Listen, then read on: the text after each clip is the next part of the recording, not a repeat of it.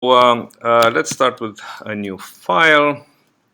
And what I want here, let me explain the problem first, is to separate words from a phrase, right?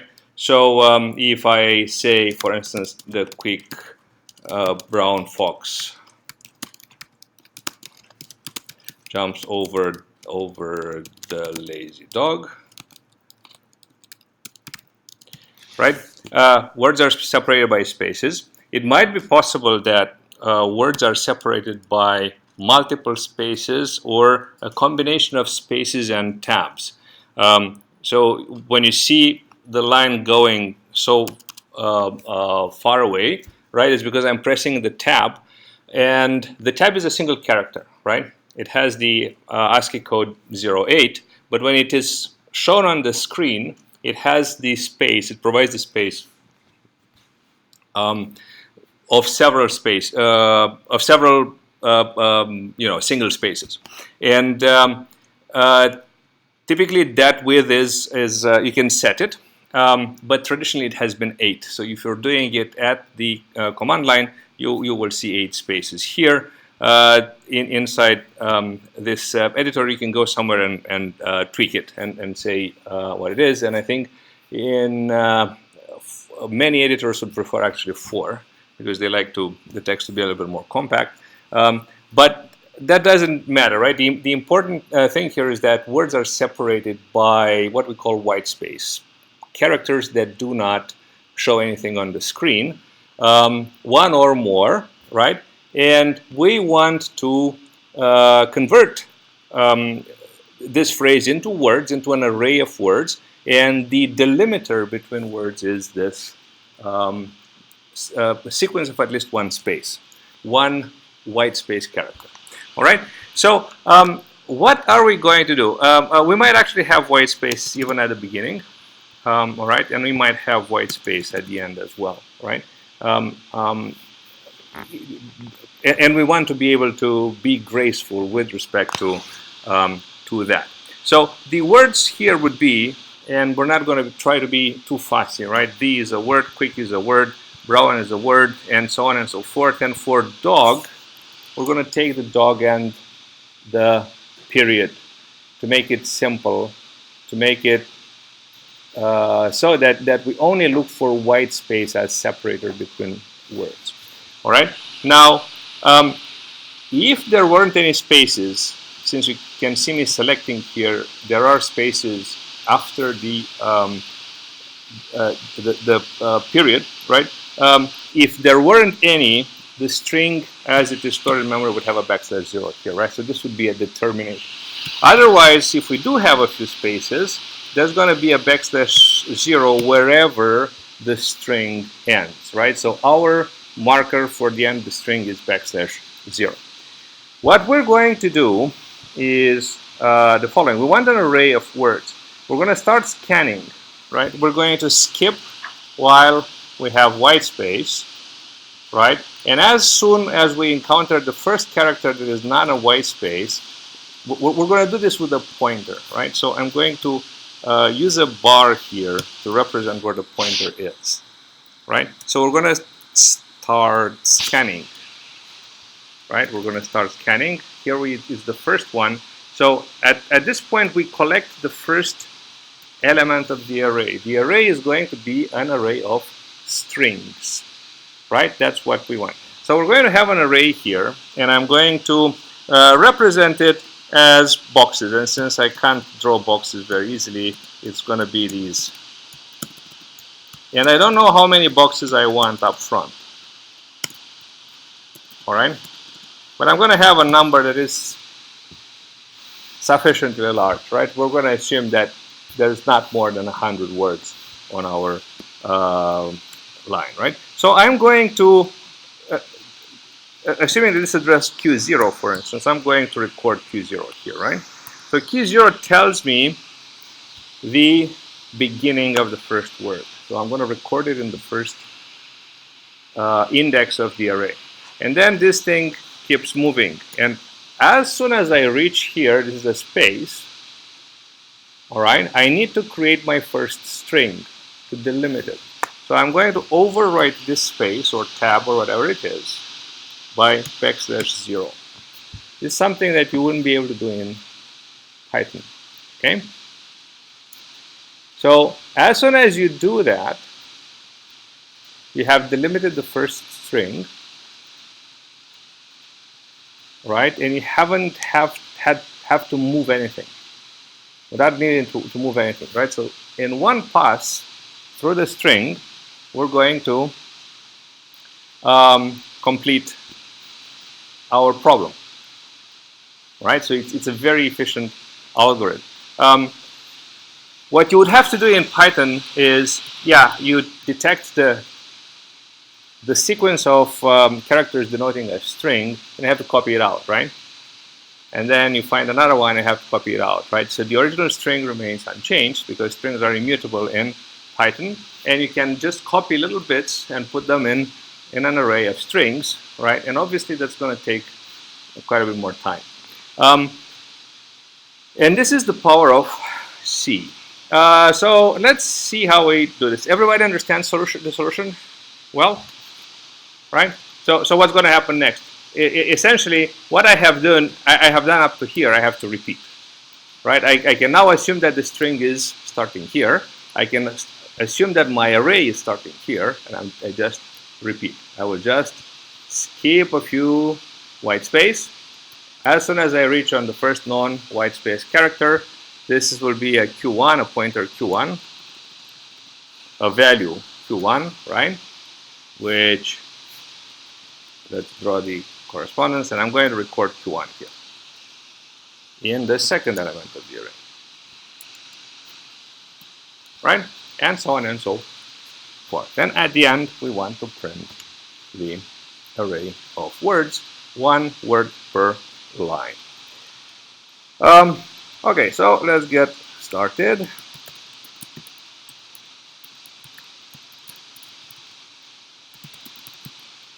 As usual, we're going to read our string from the command line.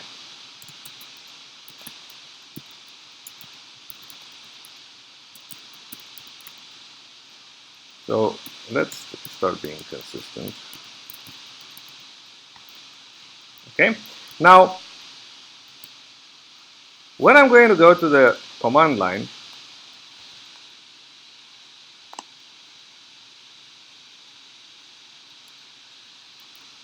all right, so we're going to call this words, let's say, right? So this is going to be the command name. If I say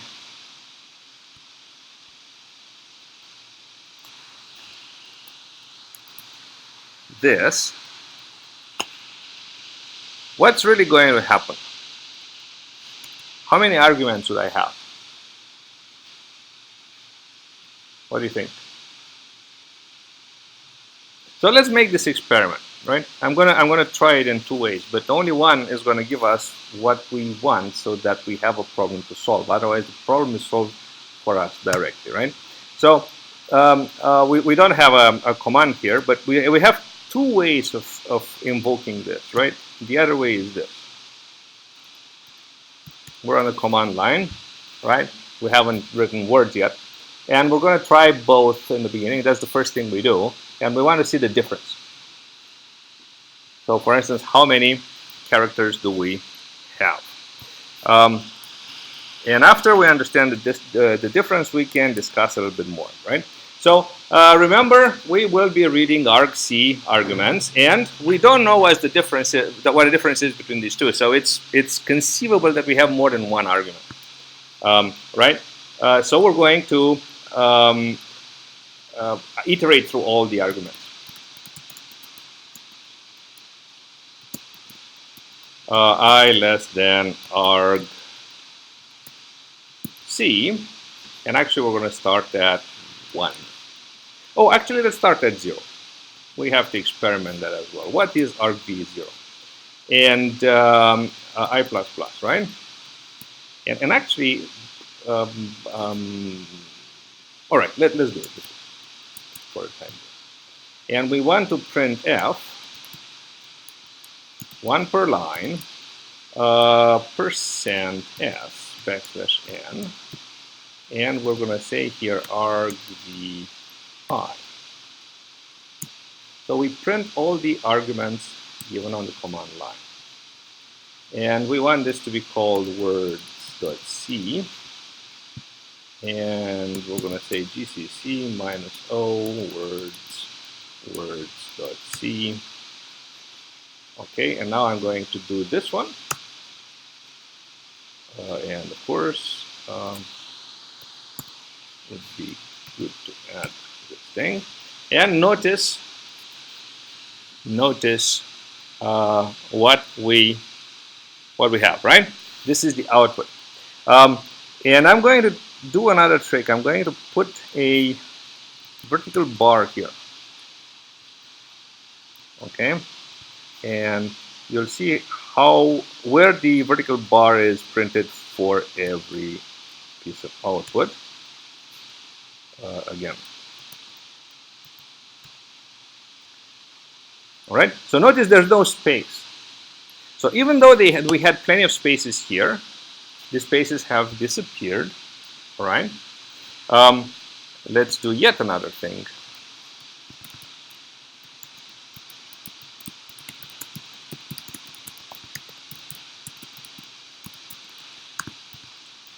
How many arguments are there?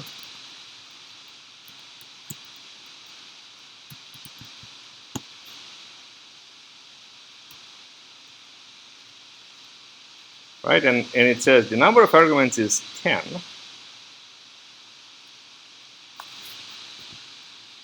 All right, and all the spaces that appear on this command line are gone because there's no space between every end of word and the vertical bar, right? How many lines do we have? 1, 2, 3, 4, 5, 6, 7, 8, 9, 10, right? So there's 10 lines. 10 lines, meaning that there are 10 arguments actually. Notice that the first argument is actually the command, right? The program. So this is how the program gets to know its name, if it ever needs it, right? We haven't written anything that would need, but you can imagine that in many situations, a program would like to know its name. Right? So the idea being that I can easily change the name of the program. For instance, from words, I can make it XYZ, for lack of a better name. And then if I run this and now say XYZ, we have exactly the same program, right? But the program will figure out that it has a different name, right? We'll know its name. Okay, so that's interesting. So the program will know its name, and then everything that is separated by spaces, by some sort of white space, appears as a separate argument, right? Meaning that our separation into words is actually done by bash, right? By this shell, the one that puts our prompt here. That's the one that performs the separation, okay? Which means that if we pass in the arguments in this way, we don't really have a problem to solve, right? So now let's see the difference. I'm going to put a single quote here and a single quote here. And maybe I'm going to add a few spaces as well, right? So notice now that we only have 2 arguments, right? We'll never get rid of this one. This one will always be here, right?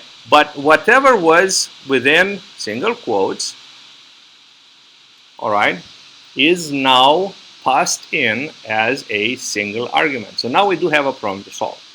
So this is how we will invoke our program. Notice that all the spaces are here. So this space that we put here is here, okay? And now we do have a problem solved. The same happens if we use double quotes. Double quotes will do something even more interesting, right? So the same output, but bash has its own variables. So let's let's define a variable. I'm going to call it W, and I'm going to say all right. So now as I go in here, I'm going to say W with a dollar. All right. So you're going to see that the dollar W gets replaced by whatever the value is, right? So this happens if we get double quotes. If we use single quotes, that doesn't happen anymore, right? This is not C. This is this shell, which has its own programming language, right? It's called BASH. Remember that. Cool. So, assuming that we pass the arguments with single or double quotes, now we would have a problem to solve, right? So let's do exactly the same thing that bash is doing. So our argument is going to be in argv1. So I'm going to say char star p equals argv1, right? So this is the beginning of the string. And p++, because we have a char here, p++ will iterate through all the characters of the string. All right?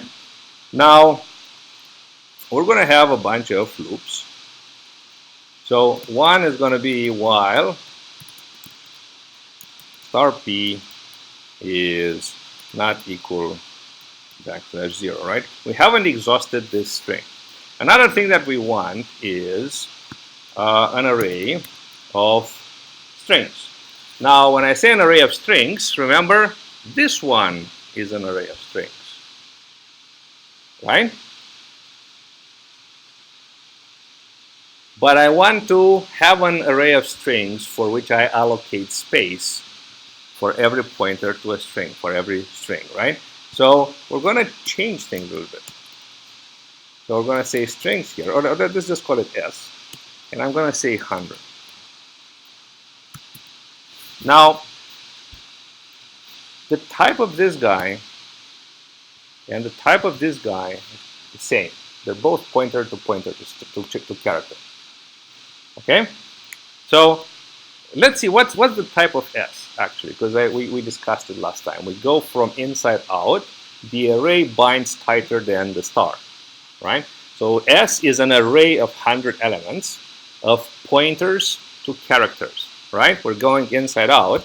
I have the option, as I look at S, to go left or right. The array binds tighter. So instead of going left, I have to go with this one, right? Because this binds tighter. So S is an array of 100 elements, right? And so you can think of having a bracket here, because the array binds tighter, right? So S is an array of pointers to character, right?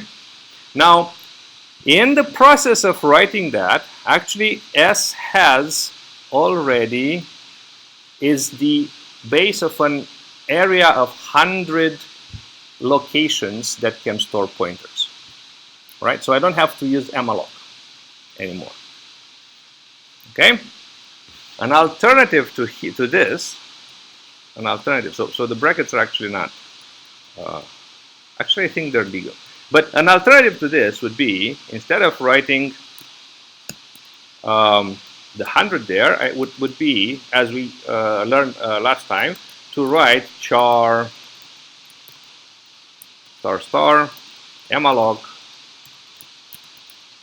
100 times size of char star. All right, so this would be perfectly equivalent. Actually, not perfectly equivalent. There's a difference. Anyone knows what the difference is?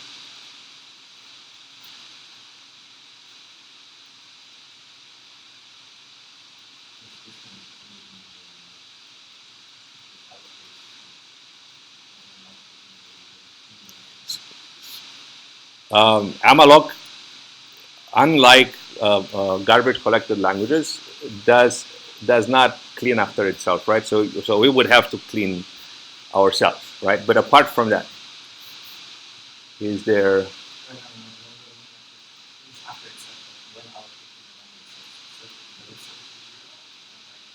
But does it matter? I mean, sometimes it does matter, but does it matter in this case? Yeah. So in neither case, actually, you would have a guarantee of setting the memory to 0. The only place where you have a guarantee would be if you write it here. If you say char star star s, no, char star star s, you can't write malloc there, but you can say 100 here. All right, and you can, the compiler will guarantee that those array elements are set to null because they're pointers. So whenever the 0 value of a pointer is called null. All right, so so the difference is that this goes into the heap, whereas the previous version goes into the stack. All right, everybody knows the difference between the stack and the heap. Stack is the one, the piece, the memory area we use to handle recursion mainly. So to handle how to return from function calls, right? Whereas the heap is a generic piece of storage where the program can just allocate memory and use it as it pleases, right? The heap is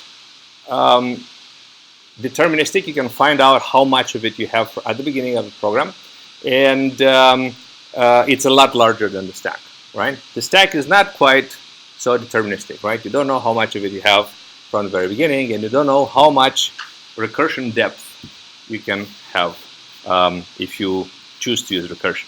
All right, so and because of that, right, we always prefer the heap instead of the stack. But before I delete this and go back to the previous one, because I want you to have the experience of an array in the stack and discuss the disadvantage of that. Let's look again at the rule for malloc, right? So whatever I write here, I also have to write here. Always. All right? What I write here is 1 star less. So whatever I write here is going to have a star, at least one, right? It happens to have 2 here, but we're concerned about the last one, right? So S has to be a pointer. Happens to be a pointer to pointers this time, but it has to be a pointer to something, so at least a star must be there, right? So whatever we have here also goes here. Why? Malloc typically returns pointer to void, right? And if we don't perform this cast, we will get a warning. So we want to avoid the warning. Whatever we have here is this guy minus the outermost star, right? So you can think of this as the type of S. This would not be correct syntax, but think of it as if these were operators, this would be the type of S, right? And the last thing that gets applied to S is this star, right? That star, if we are to use malloc, that star must always exist, right? And it's the one that we strip off in order to write whatever is here. Is that clear? That's an important rule, never to be violated. So this is wrong syntax, but sort of tells you that the type of S. Most languages that came after C actually you can do this type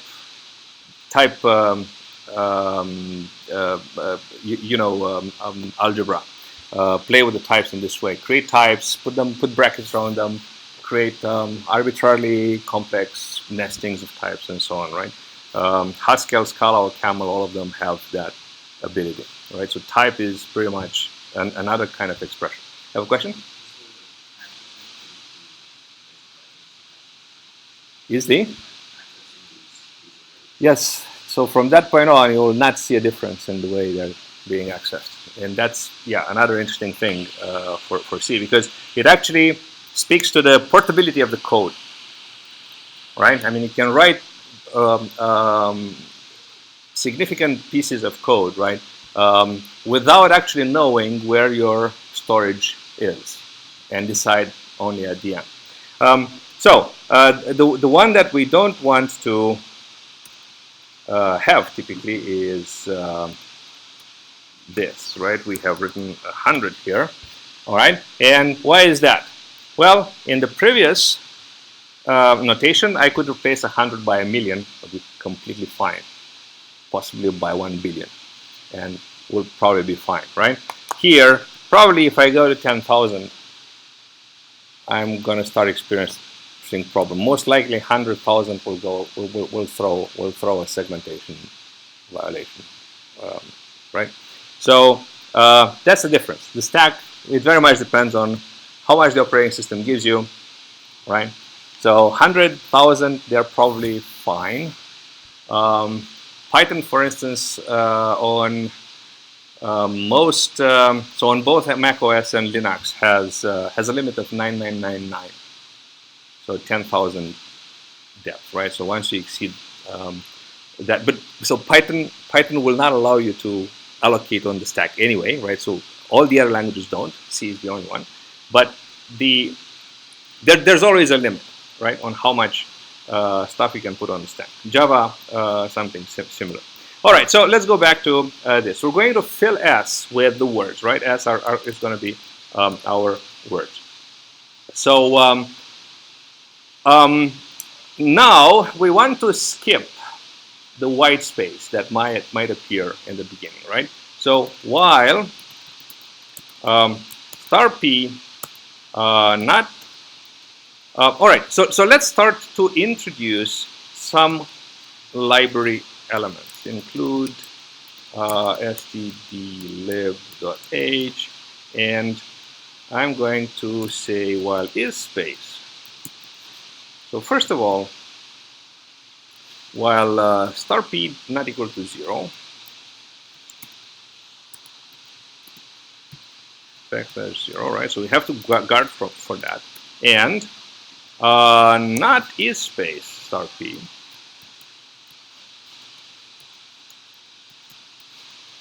and we're going to want to do a p++ here. This is space is a function that comes from the library and will be true precisely when the current character at star p is a white space, whatever that means. There are, I mentioned the single space and the tab. There's a vertical tab, there's a line feed, there's quite a few of them, right? All of them are in there. I'm not exactly sure how many, so you would have to go and check the documentation for this. Nevertheless, it is the definition of white space. The name white space for these characters originated with C, and whatever is white space actually is defined by this function. That's how people see it. All right. So as soon as we come out of this loop, we must be on the beginning of a word, right? So we're either at the beginning of a word, or we are at the end of the entire string. This might be true. Okay. How do we reason about this? Well, whenever I'm outside of the while loop, this must be false, right? Well, as long as we stay inside the loop, it's true. As when do we come out of the loop? When it's false. If it's false, it means that either this guy is \0, or this guy is false, which means that is space is false, right? Which means that it must be the beginning of a word. So when do we want it to consider it the beginning of a word? Where is not equal to backslash 0? So if star p is not equal to backslash 0.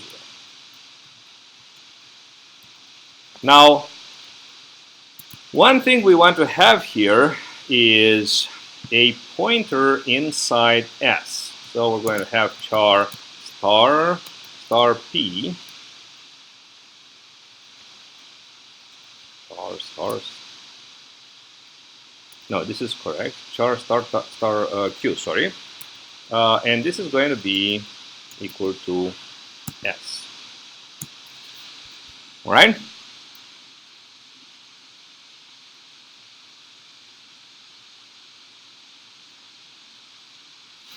So let's make it very clear what we did here. So S is a pointer to pointers, right?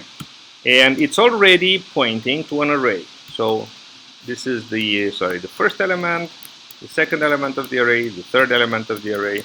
Inside those elements, we can store other pointers, right? So normally what I would do is draw an arrow from the middle, right? And I would go and have the first string. Right? So an arrow from here goes to the. Another arrow from here is going to go to a string called fox. These places, they can be anywhere else in memory, right? The only thing, I want that the numbers align, right? The numbers that are the addresses. The contents of this location will be a number, it's an address, right? And it has to be exactly the address of the beginning of the string, whatever that may be. I don't care about the exact number, I just care that they're in sync. Is this clear? So now, Q, S doesn't contain anything yet. So Q has the same value as S, right? Which means that Q can scan through the elements of the array, right? So Q can point to this element first, then Q plus 1 is going to move here. When I do Q plus plus, it's going to go here. When I do Q plus plus again, it's going to move here, and so on and so forth, right? Now, what do you think? Can we increment S? S is a pointer to pointer. Can I increment? Can I write S plus plus?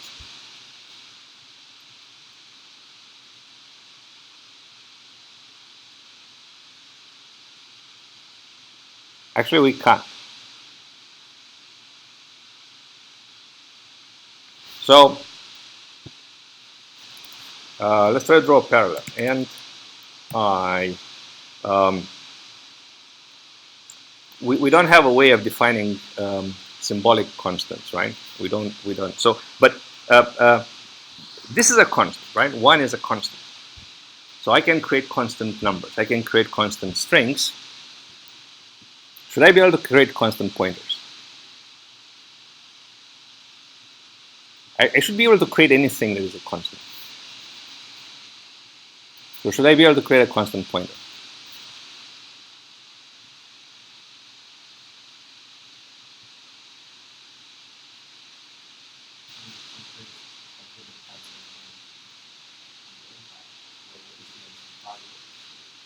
Right, but you see, so if I write, so this ABC is actually, it's a constant pointer. We say it's a string, right? Because we've used from so many languages that it's a string.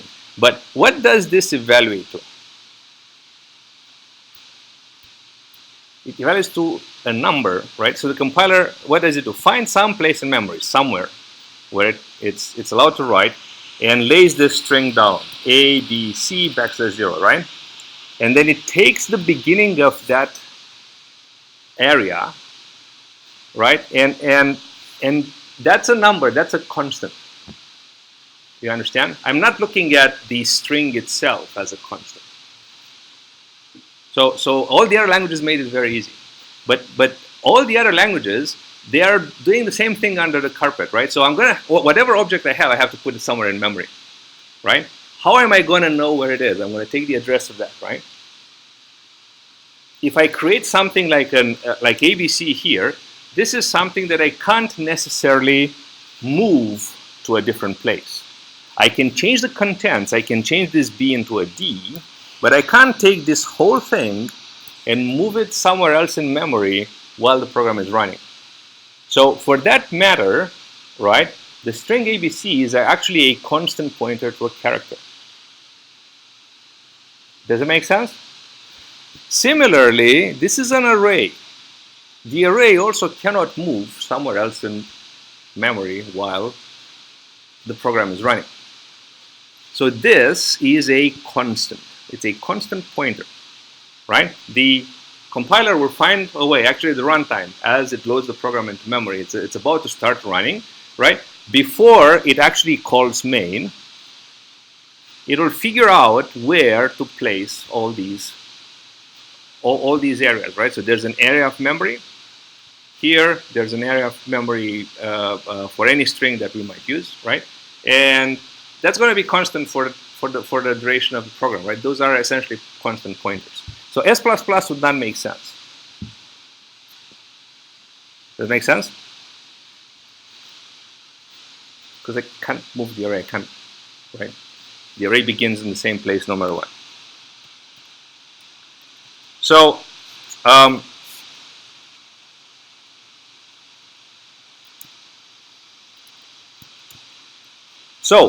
we start with Q at S. We can't increment S, but this guy can be incremented, no problem, right? So Q++ will go to S index 1. Q++ again will go to S index 2, right? And again, we want, instead of using an integer and say S index I, right?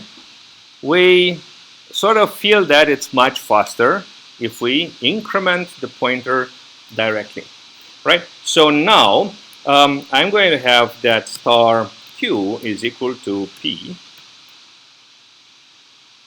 right? So notice that this is allowed, right? So P, so this is the same as this, right?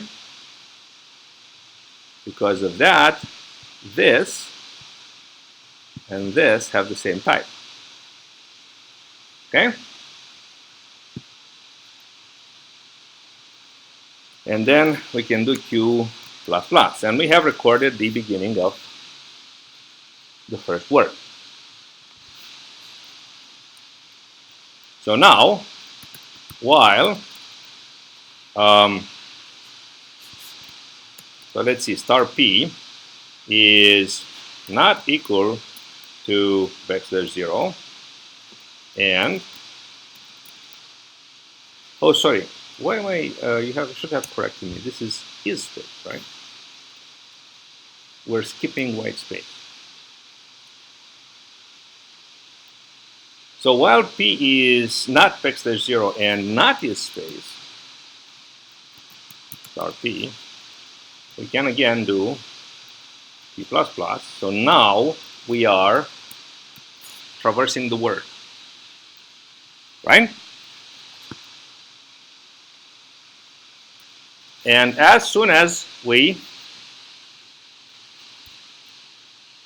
exit, we can record the end of the current word. So star P might be would be assigned \0, right?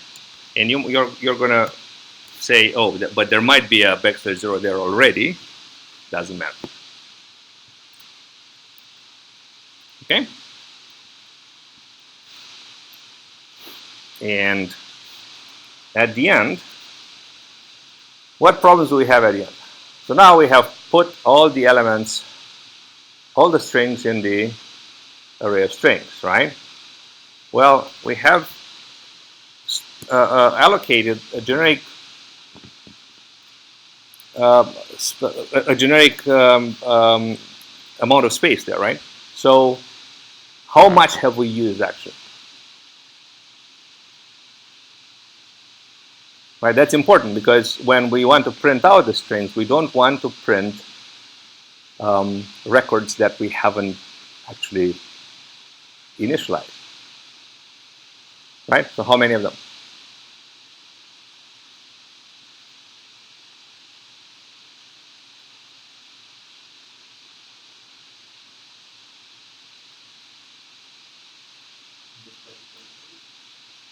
Pardon? In Yes, in this practical example, right? So what tells me? So let's say that now I would like to do a printf %s \n, one word per line, right? So what tells me when to stop?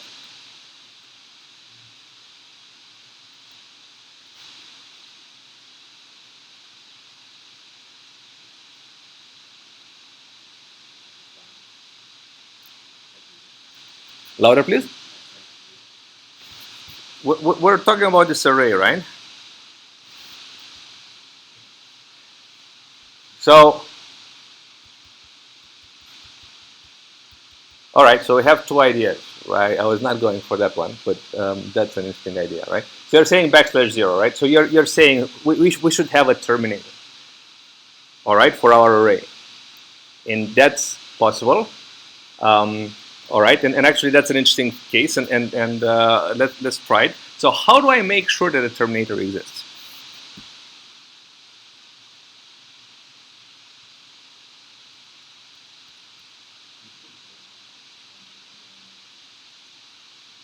I could put it at the very end. Very good. So what do I do then?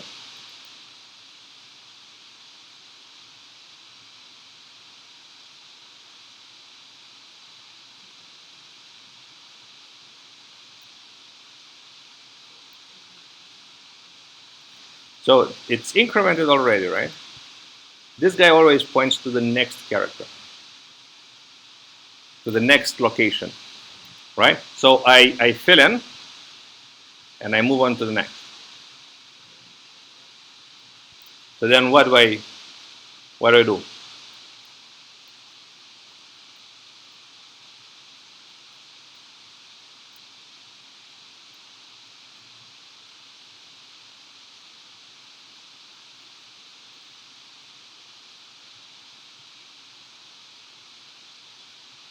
Okay, so what I do is *p equals null.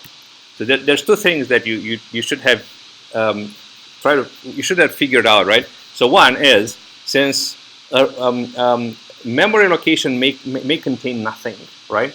How do I say that a pointer, or how do I create a pointer that points to nothing? It doesn't give me. That's a very valid case, right? So I will have pointers all the time. I'll have pointers that don't point at anything useful, right? What do I do with them to make sure that they indicate that they're not pointing at something useful? So there's a marker for that, and the marker is called null, and it's called null because the null value initially was 0, right? It's an address, which is a number, and in the old days of a linear memory space, it was 0. Nowadays, it's not necessarily 0 anymore, and it's not necessarily the same thing every time you run the program, right? This is actually a macro. We were talking a little bit about macros when we were discussing this include here, right? It's part of the macro language, all right? And it may be implementation dependent, right? I know for sure that for Linux it's still 0. I'm not sure whether Windows would still see it as 0, right? So, but we need to have this marker. We need to have this one value that nothing useful will return it, right? So malloc will never return null, or if it returns null, it's because it doesn't have the memory, right? It's actually an error condition, right? And this kind of thing, when it creates the constant s, it creates that constant which is definitely not equal to null, right? We have to do it in such a way that we can guarantee that it's not null, right? So then we can use this null to express the fact that there's nothing there, right? So when we say *p equals null, that becomes a marker. So now we could start with p again equals s, right? P not equal null, and p plus plus, right? And here we print *p. All right? Does that make sense? Alternatively, to make it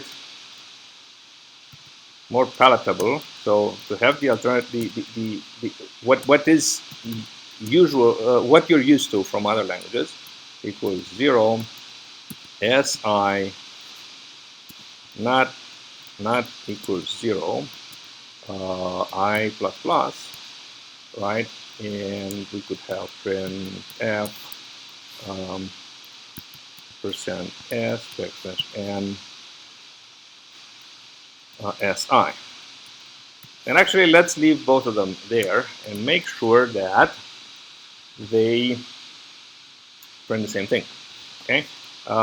Let's make sure that we know where the separation is between the two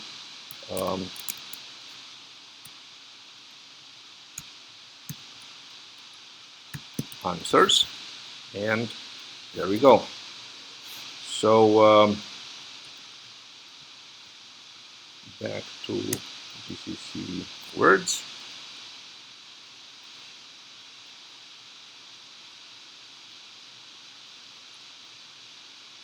But the characters as type.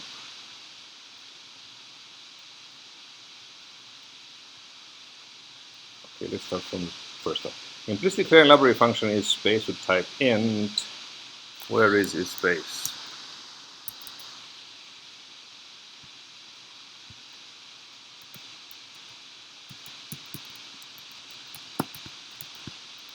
The main library for C, the runtime, is called libc. Oh,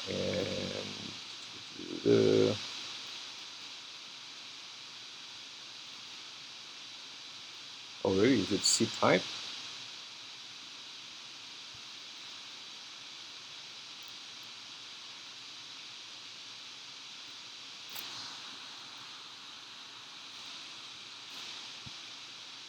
Actually, the easier way to find out is this, saying man is space. And yes, it's C type. Cool. So we don't need stdlib is space. Sorry, C type.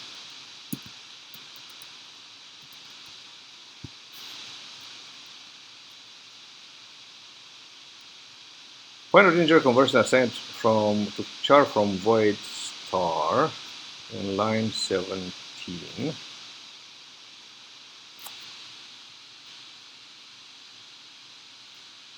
Oh, sorry. This is Q, right? So P is the string, and the array is Q, right? So all these are Qs. I completely mistook one for the other.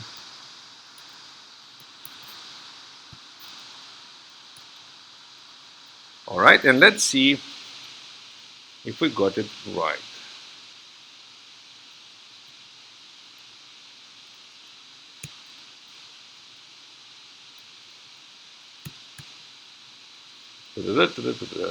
We didn't quite.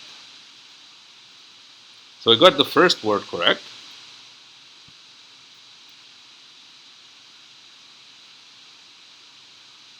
All right, and we got everything else wrong.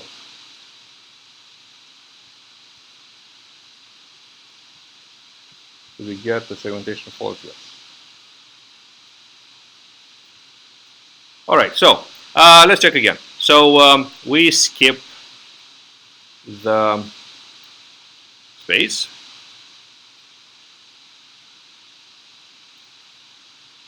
Whenever we come out, it has to be a non-space. We write the word, then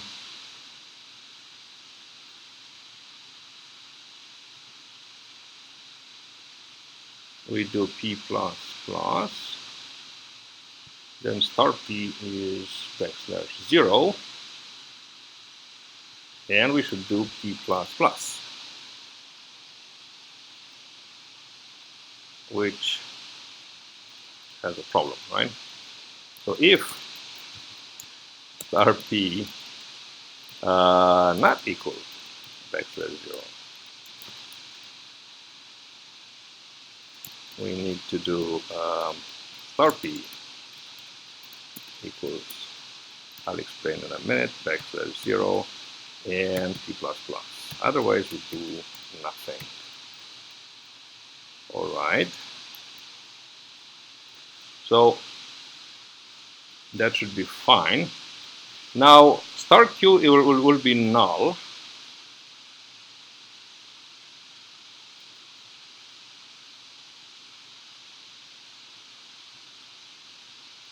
And here we have star q, not null. And this should do it. Okay, cool. So this is the expected output, right?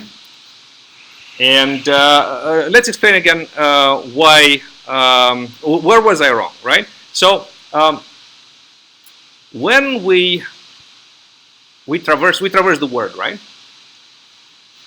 So when we exit this loop, we can either be, we're going to be at the end of the word, right? But we could be at the end of the entire string.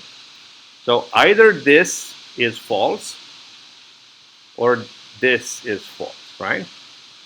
Which means, or this is true, right? This is false, meaning that this is true, right?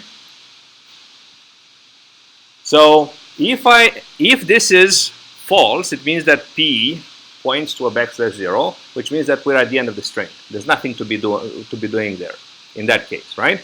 Why? Because doing nothing, I'm just going to return to the top of the loop, and this condition is going to throw me out, right? On the other hand, I might be traversing the word, and when I'm at the end of the word, this is true, meaning that there's a space. So either there's trailing space at the end of the entire phrase, or there's spaces between the words, right? So in that case, what do I want to do? I want to say, oh, this is the end of the current word, right? And then I want to point to the next character so that the loop, this loop, doesn't throw me out. If I do if I don't do p++, then since I have just performed this is going to be necessarily false, and I'm going to be thrown out before I have consumed the entire phrase, right? So with this p++, I'm going to go to the next character, which is either a space or another non-space, right? And I can continue consuming words. Does it make sense?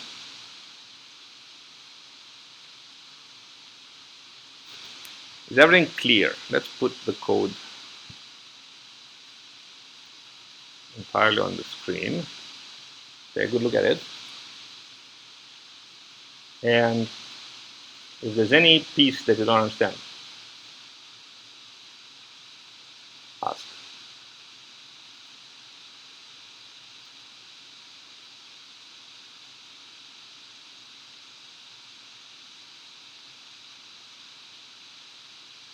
Yeah, fine? Everybody is, yes, please.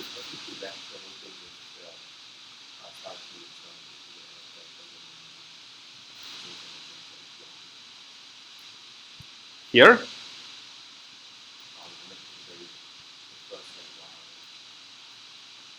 The first while. What would you put here? What would you put here? You see, the entire string can be empty, right? So one possible invocation is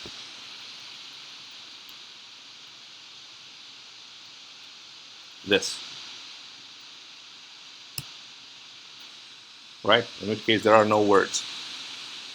And what protects me from doing stupid things in that case is exactly this condition here.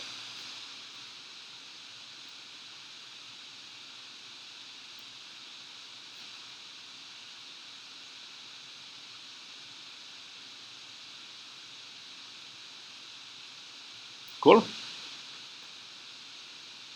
All right, so next problem. Let's try to, assuming there's a line length, right? Let's say 30 characters. I want to print the words in such a way that each line, on multiple lines, so that they don't exceed 30 characters, right? They don't exceed the line length. As long as the current word is not more than 30 characters, right? So if I have a word that is 30 characters, I can't break that one. I'm going to print it on a single line. But as long as I have multiple words, right? I want to print lines, but I want to print more than one word per line, as many words as I can for each line, but not exceed 30 characters as long as it's possible. All right? So let's try to do that. So that could be an interesting problem. All right? And at this point, we need the ability to find the length of a string. All right? So there is such a function called strlen.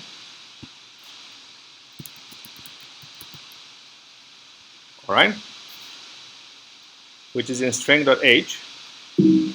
I'm going to prefer not to use it. We're going to write our own strlen.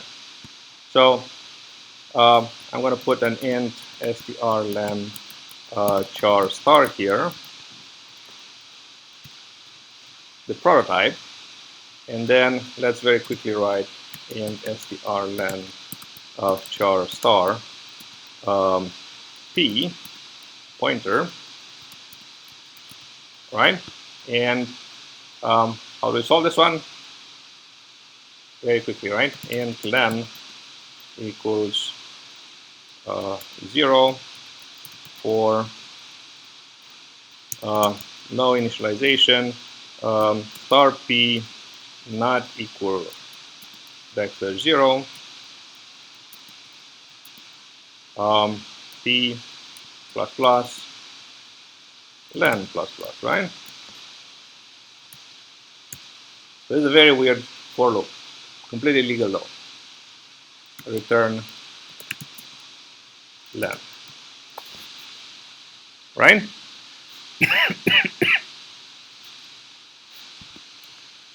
This semicolon here is essential.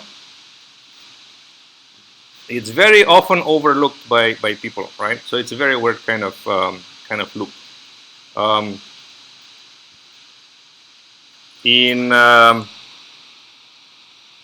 You could alternatively write it this way, right? Which makes it a little bit more obvious. But if you come from different languages, the semicolon at the end of for is kind of weird, right? It's just that the body is empty. Yes.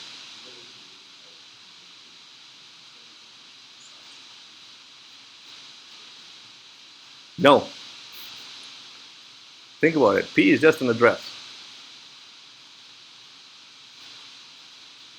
You see, and this relies on your encoding of what a string is, right? So the standard encoding in C is up to \0. But you might decide, for whatever reasons, that \0 is a useful thing for you that you want to be part of the string. You might decide that that -1, the value of -1, is the one that should terminate a string, and that becomes your own definition of a string. Obviously, you won't when you make that decision, you won't be able to write stuff like this, right? Because you might, I mean, you would be actually you can so you can write like this, just that you would have your own \xff, which is the -1, right? So remember, characters are 8-bit.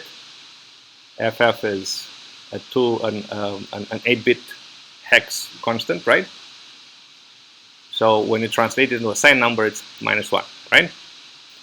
But then this at the end of here, the compiler will put a \0 for you. But if you decide by whatever reason that your encoding of strings, for your encoding of strings, \0 is legal and your terminator should be this, it's up to you, right? Nobody constrains you. And at that point, you're going to have a completely different function for length. Nevertheless, this pointer here is just the address of the start. It's just the address of the start, right? It doesn't tell you where it ends. Now, we're going to discuss a little bit more soon about structures and ways of encapsulating data, and we're going to discuss what a string might be in a language like Python, right? So in Python, you're going to have this as part of a bigger structure that already contains the length of the string, right? So you have an object. I can actually tell you right now, right? So I could say struct string, len, int len, and char star start, right? So this would be an object similar to a class in Python. It's a lot less sophisticated than a class because it doesn't have code inside, right? It only has data. But what you have in Python is something like this, right? When you define it, you always have to be careful that this length is always in sync with the actual length of the string, right? So you have a consistency condition to worry about all the time, right? All the libraries will have to check that I changed the string, whatever I have to modify the length accordingly, so it always reflects the actual length. But then, when I want to get the string, the length of a string, so I have str.len, right? That's constant time. I don't have to traverse the entire string to find it out, right? Because part of the other operations, in all the other operations, this has been computed in such a way that it is consistent with the length of the string. You see what I mean? Right? So this data is redundant in a way because you can find it out, right? If you have this start here, you're also not constrained. Actually, you're not constrained to having the string terminated by \0. Though I know for a fact that Python actually uses C strings. It's written in C, and this is the kind of encoding that it has. But you're going to say, oh yeah, well I don't want my strings to have a terminator, so I might want to have an end. Tells me where is the end. So I'm going to traverse from start to end, and I'm not going to be constrained by a terminator or some specific encoding. But C is a lot more raw, right? What you have is the start of the string. So you have to traverse the string to find out up to where it spans. Cool? All right. And then we're going to look at the words. We're going to take the length. We're going to accumulate the length, right? We're going to assume that we have a constant, which is the line length. So I'm going to say define as a symbolic constant equals len, third. All right, so this is pretty much how null is defined in a library somewhere, right? So there's define, null, and some expression here. Okay, so that's what null is. Typically, these macros, we call them macros, are denoted by capitals, all caps, right? But not necessarily. So you might be surprised to find out that max and min are also actually macros in C. All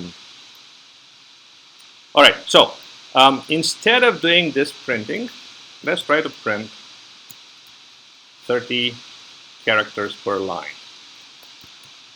All right, so we're going to have a while loop. I'm not quite sure when it's going to end.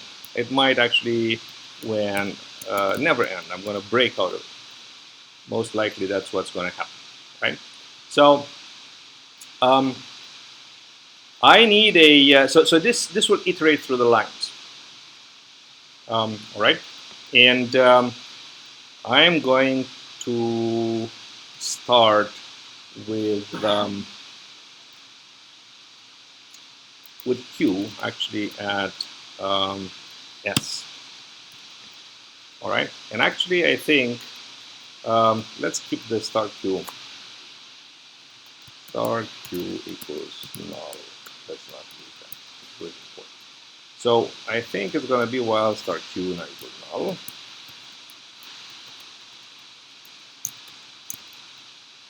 Right? So we are at the beginning of a line. All right? So our current column is going to be column 1.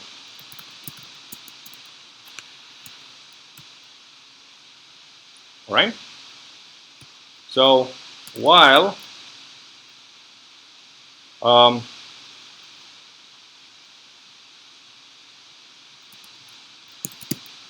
column less than len, all right, we're going to printf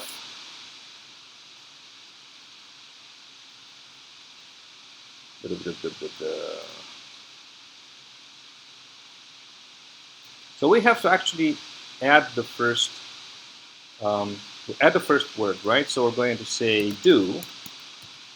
We have to print at least a word, and we're going to introduce the do while loop, which I think is missing from Python.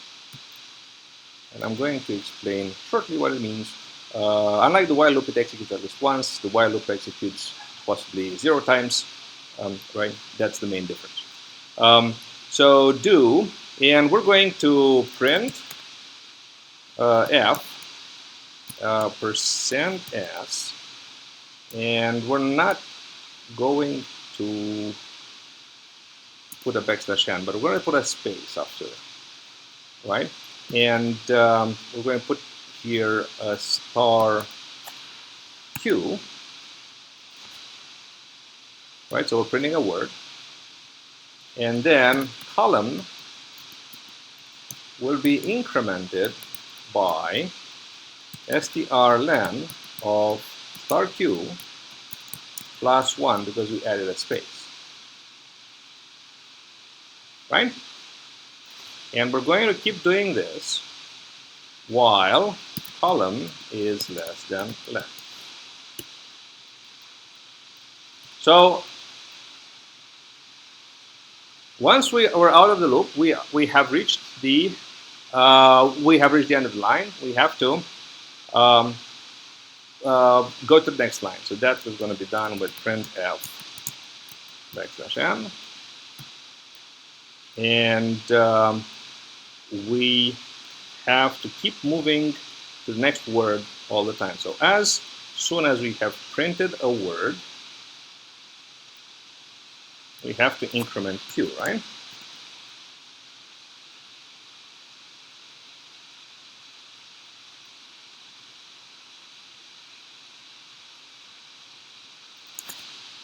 Now, the danger right at the end is that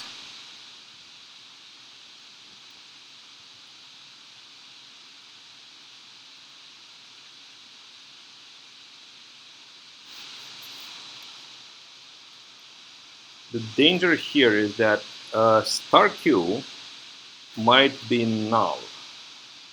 So while column is less than n and star Q is not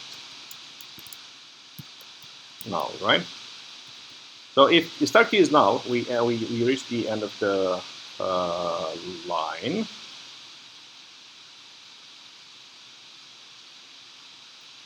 And we will exit the loop.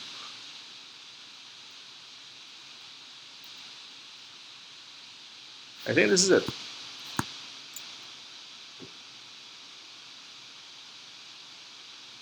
Okay, let's give it a go. So we're going to make it nice after this. We're going to separate the two loops, the two parts of the program into two separate functions. All right, and but let's make sure that it works first.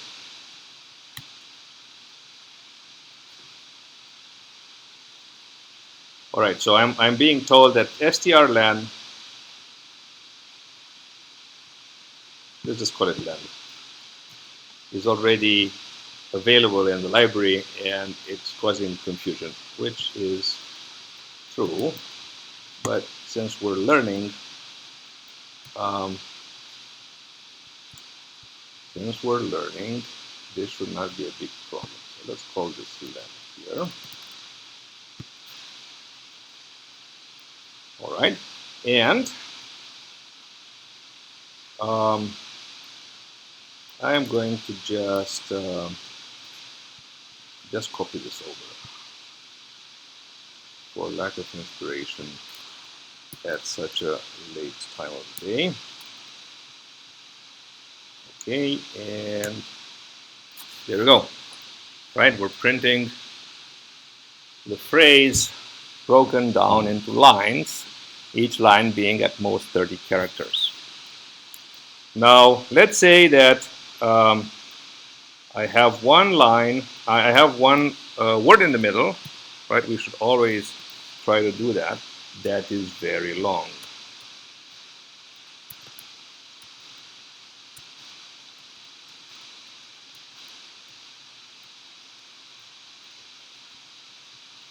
So we want to test this case, right? So you see that this is actually not quite right, right? Because what we would have liked is to have this word on a separate line. So this is actually going to be part of your homework,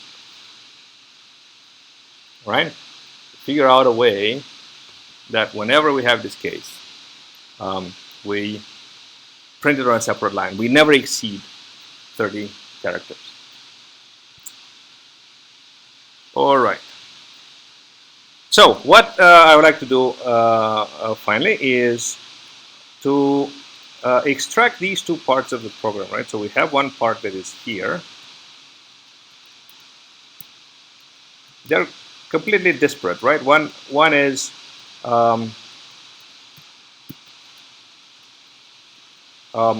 breaking the initial string into words. So I'm going to call it, I'm not sure what type to return yet, but I'm going to call it words. And it's going to come in like this. And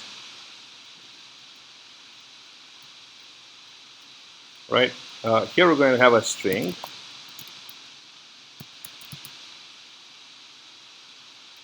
All right, and this is going to be the string. And do you think we can return S? Could I say return S here?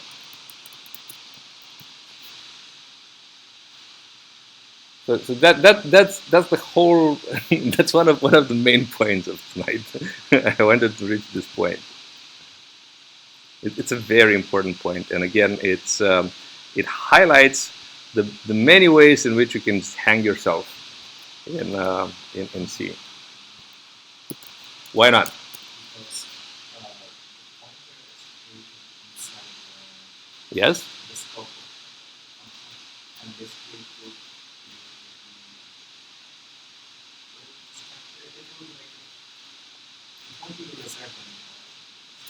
Yeah, very good. So you have a good intuition, right? So how does the stack work? Every time you call the function, what we call an activation record is created on a stack, right? It's a stack because it's last in, first out, right? So it grows, and it actually grows downwards. The heap grows upwards. The stack grows downwards. The program gets allocated a finite amount of memory, and they meet in the middle, right? So that's the beauty of it, that you never waste memory because of that. Whenever they meet, that's when you run out of memory. Though most processors have limited space for stack, it can't be as large as the rest. So what happens is that you're somewhere here. As you enter the function, a new piece of space is allocated. We call it an activation record. And that activation record has space for the arguments, the local variables, and the information that tells the processor where to return from the function, right? Whenever it reaches the end of the function, where to go back, right? So that's in the activation record. So when you reach the end of the function, right, the activation record is deallocated, but it's not deallocated in the way that it's erased. the fact that you have allocated is marked by the fact that there's a stack pointer, and the stack pointer has gone from here to here, right? And the stack pointer at the end of the function is going to go from here to here, telling everybody that the space underneath is nobody's space. Anybody can write it, right? But your array, this array, if you would return it from the program, it's still there. It can be overwritten by anybody at any subsequent point. So the interesting thing is that your program actually may work or may not. It's going to be completely non-deterministic, right? And nothing will tell you that you're in danger of doing that. Okay, so the safe thing is what all the other languages are doing to actually go for the safe choice.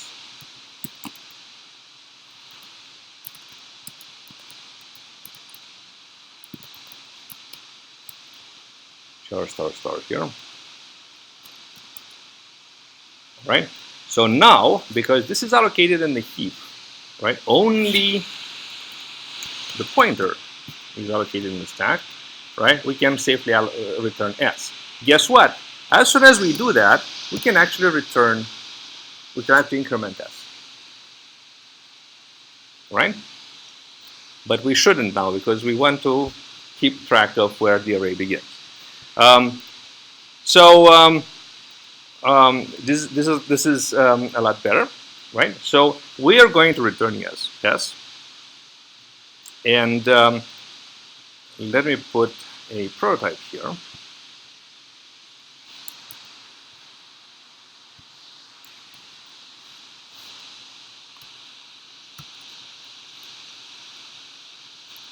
Let's just be consistent. And then the rest of the program, which is, I'm going to call it lines.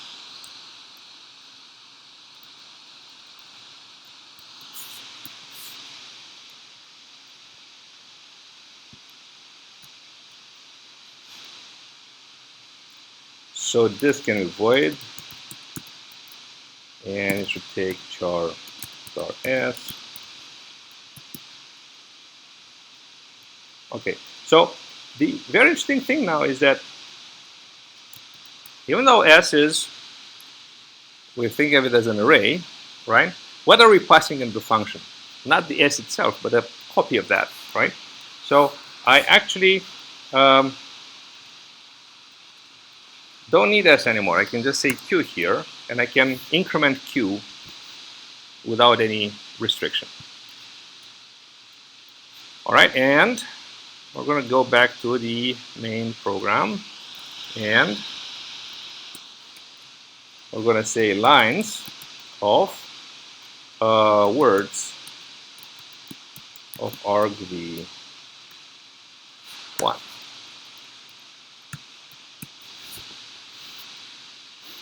So it becomes very neat.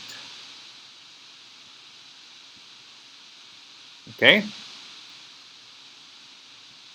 So whatever we return from words, this result is exactly what goes into the next function, right? The array. The array is actually input in here.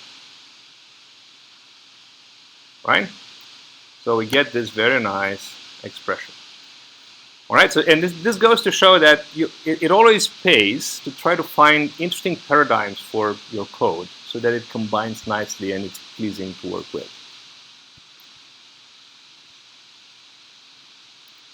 Okay, we probably can simplify this a little bit more, but that can be an exercise for you.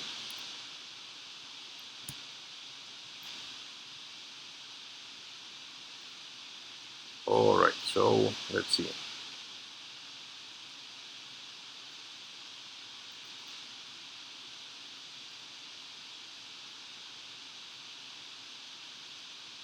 All right, I forgot to put the prototype. That's one thing. Add a prototype here. I'm going to be consistent and delete this part, even though I don't need to.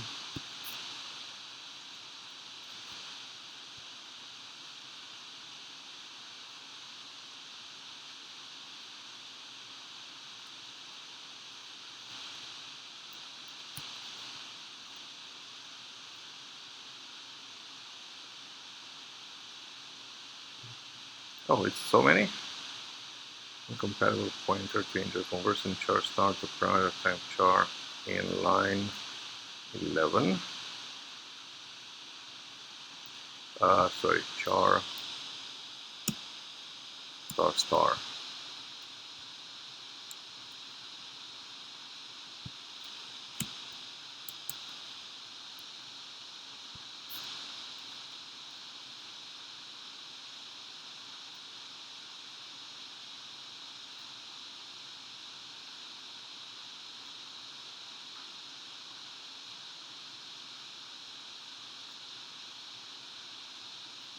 But still, line 11. Did I save? Yes.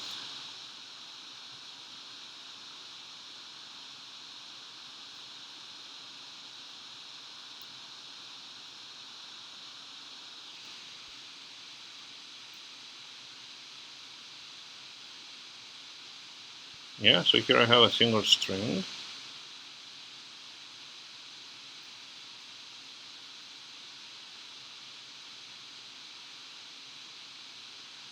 Pointer to integer. Parameter of type char.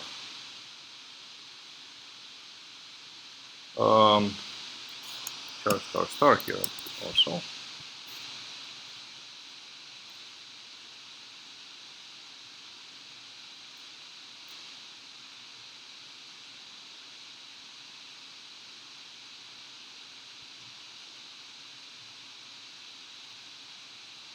Oh, malloc doesn't have a declaration.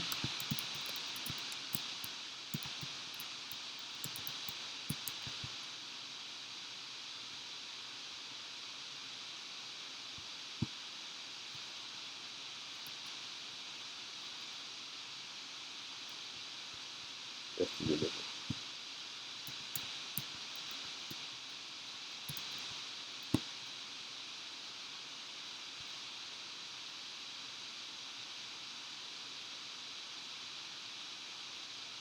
And then 12.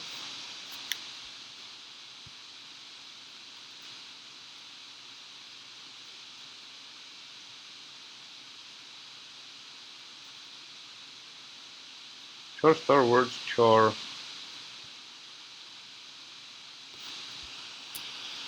star star.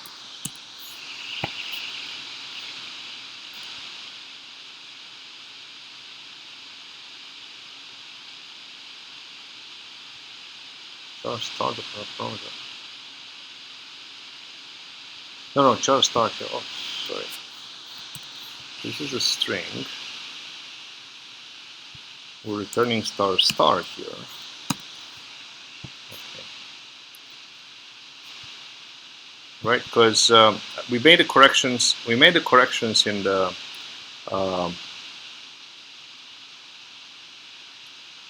We made the corrections here, right? But we didn't translate that into the into the prototype, right? So the prototype has to reflect exactly the type of function. So that was the reason, and this is it. Right? We can do this again, and it works. And this is the code for today.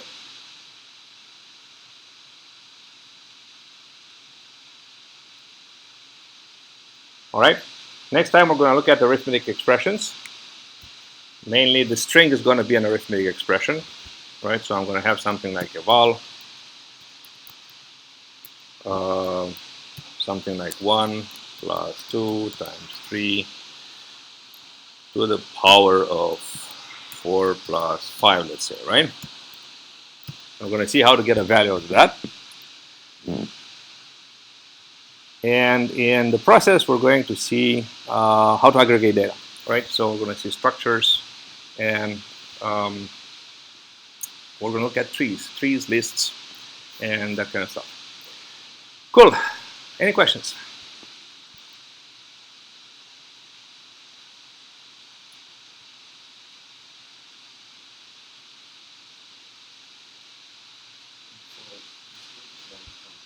Mm-hmm. Other times say what the fold So if I would say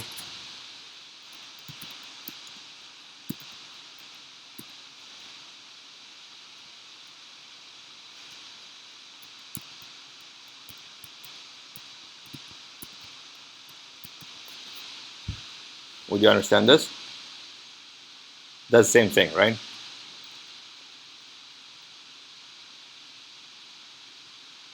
So I could just fill in with stuff that has no it doesn't affect the program in any way. It doesn't affect the algorithm in any way. But that's the same thing, right? Because we're not. I'm not concerned with x, right? So I can put some dummy variable x here, and I can increment it in here, and then this makes sense. But my test doesn't depend on x, and my condition here doesn't depend on x either, right? So the values of p and len at the end are going to be the same, right? So now, since this piece of code doesn't do anything, I can just remove it, right? So I can remove it like this. Is correct, right? And I can remove this one like this. I can always, I mean, the empty statement is a thing in C, right? I can do this. It's fine. It's syntactically correct, right? This will compile.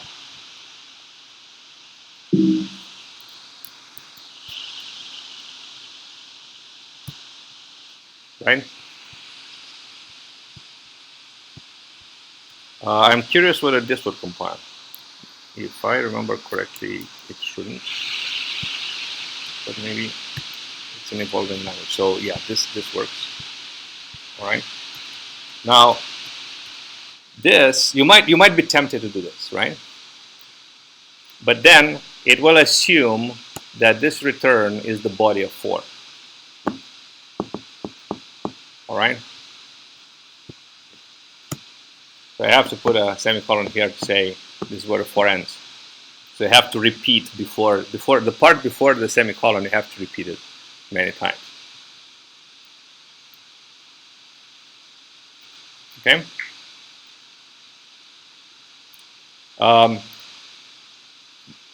There are many shortcuts, which are all nowadays discouraged, right? So people have learned a few hard lessons. You know, after wasting millions of dollars on chasing bugs, they've learned a few lessons and they started to avoid. C has many shortcuts. And if you go to the 70s and look at the code in the 70s, people actually were very proud to find new ways of making code less understandable, right? That was sort of a, because you know when your code is only 2,000 lines, has only 2,000 lines, then yeah, you might want the intellectual challenge reading somebody else's code to try to figure out what some arcane line of code means. When you have a million, and when it's 10 people, each of them with their style, and when somebody's chasing you with, you know, I want that bug solved, it's not so fun anymore to encounter an arcane line of code and yeah, spend your week trying to understand what it means. Cool. Right. So when Java appeared, the joke was that Java was C++, right? But it was like that for good reason. So people who have designed it had been fighting these wars for a long time, and they removed from C++ all the parts that were prone to, you know, causing this kind of problem. They removed all the temptation, you know, for writing hard to understand code. Not all, most of it, right? They also removed the fun of coding to a great extent, but they weren't chasing the fun. Cool. Thanks for coming. See you next time.